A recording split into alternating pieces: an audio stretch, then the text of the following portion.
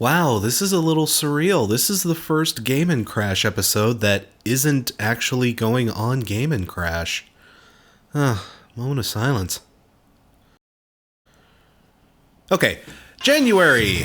Not nearly as crazy for games as last January was it?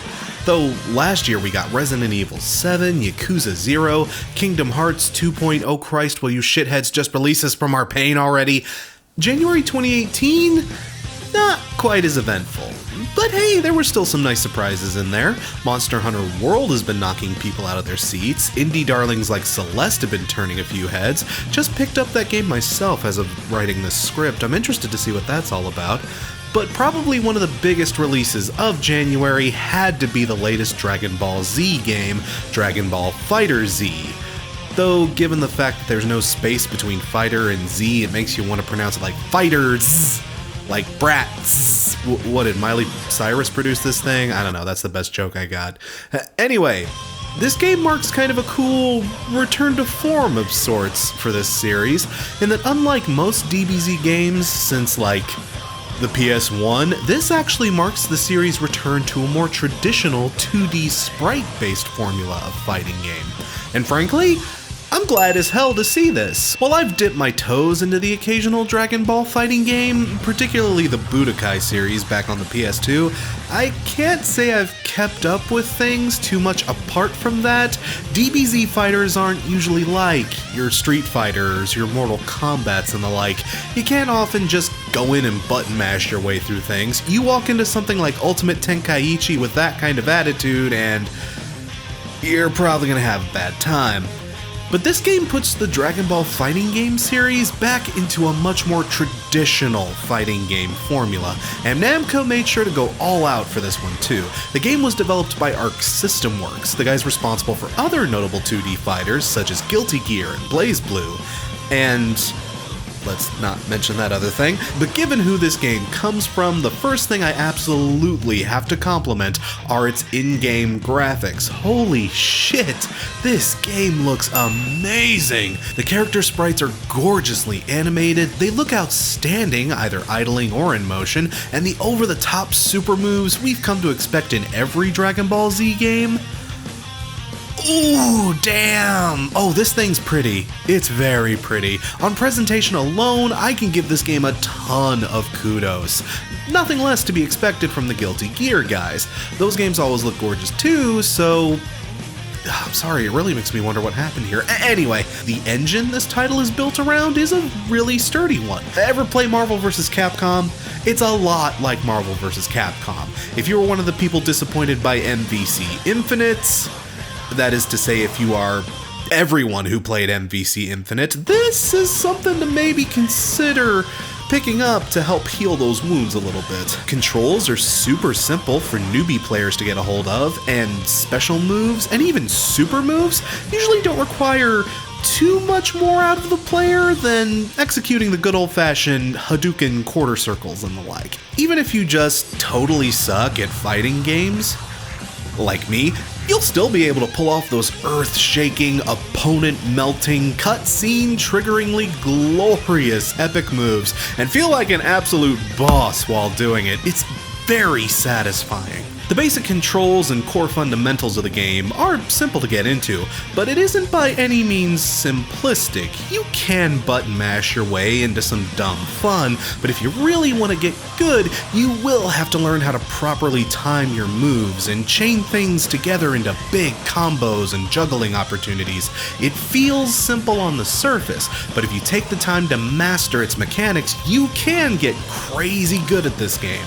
As I learned from the handful of matches I was able to play online, if you walk into this thinking you can just spam anything like Soul Calibur, you're gonna have a bad time.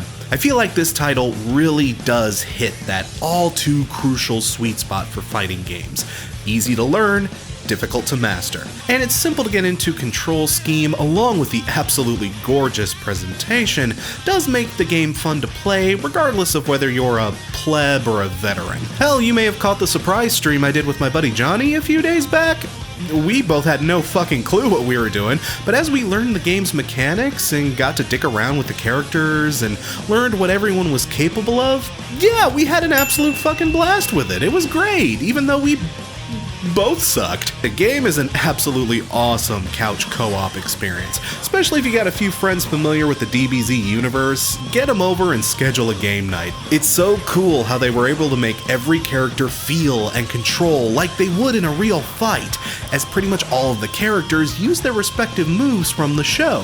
Yamcha uses his Wolf Fang Fist. One of Tien's specials is for Chaozu to pull a suicide attack. Doesn't that rip your fucking heart out? And Captain Ginyu? Oh my god, Captain Ginyu's like the best player you can play in this game. Know why? Instead of energy blasts, he literally throws the other members of the Ginyu Force at you. Oh my god, that's fucking awesome. And if you're low on health, you can even pull off his change bodies attack and literally swap bodies with your opponents.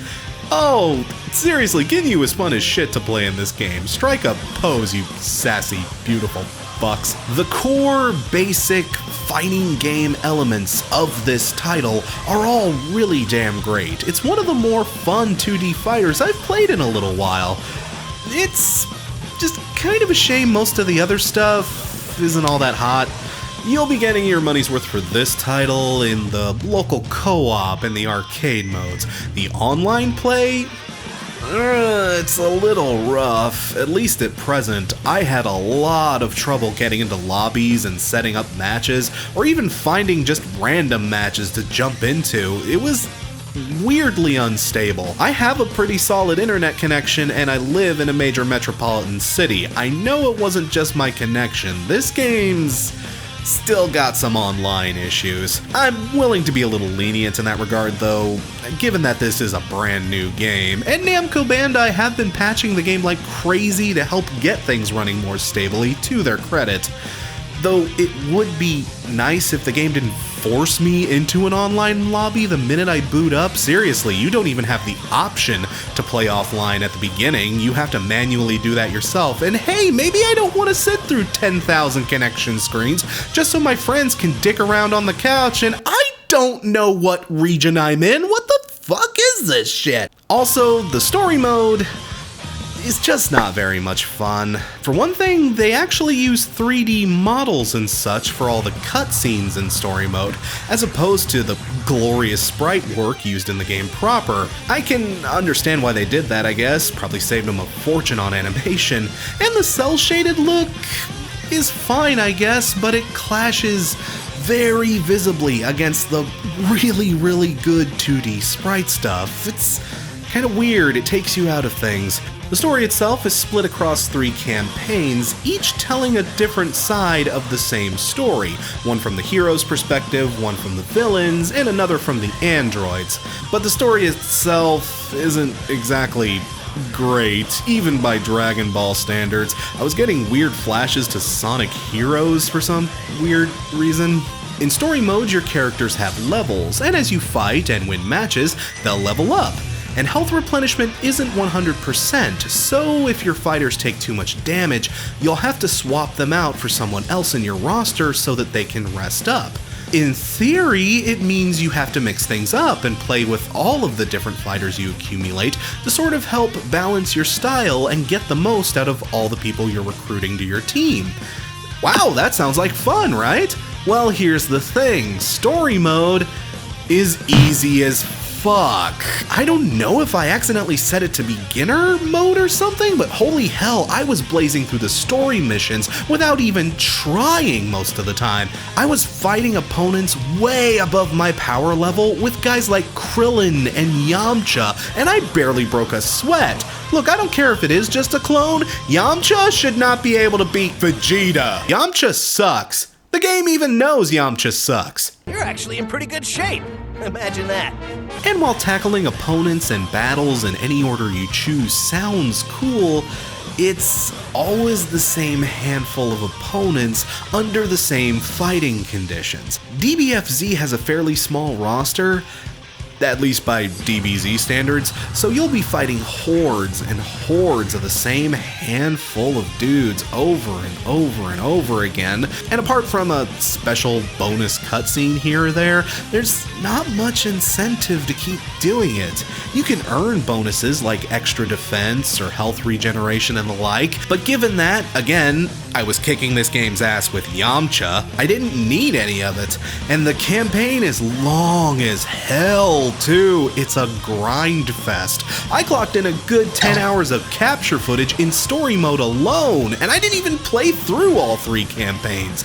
10 hours for a fighting game story mode? That's insane, especially when the story really doesn't amount to much more than "this bitch is hungry." Oh! This game is like a 12-ounce medium rare choice cut porterhouse steak that's served with Cheetos and a Yoo-hoo.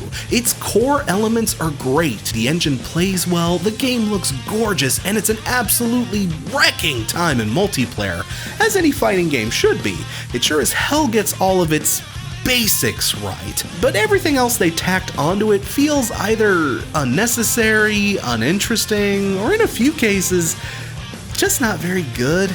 If all you're looking for is a solid, classic-feeling 2D fighter, I can recommend this game for sure. But unless you're a big DBZ fan, or just a big 2D fighting fan in general, I'd wait for a price drop. It's not going to be everyone's cup of tea, but for a DBZ fighting game, I'd say this is one of the more interesting ones I've played in a good long while. And that's coming from a Saiyan too, so, I'm not just blowing smoke up your ass here. Dragon Ball FighterZ gets 3.5 candy treats out of 5.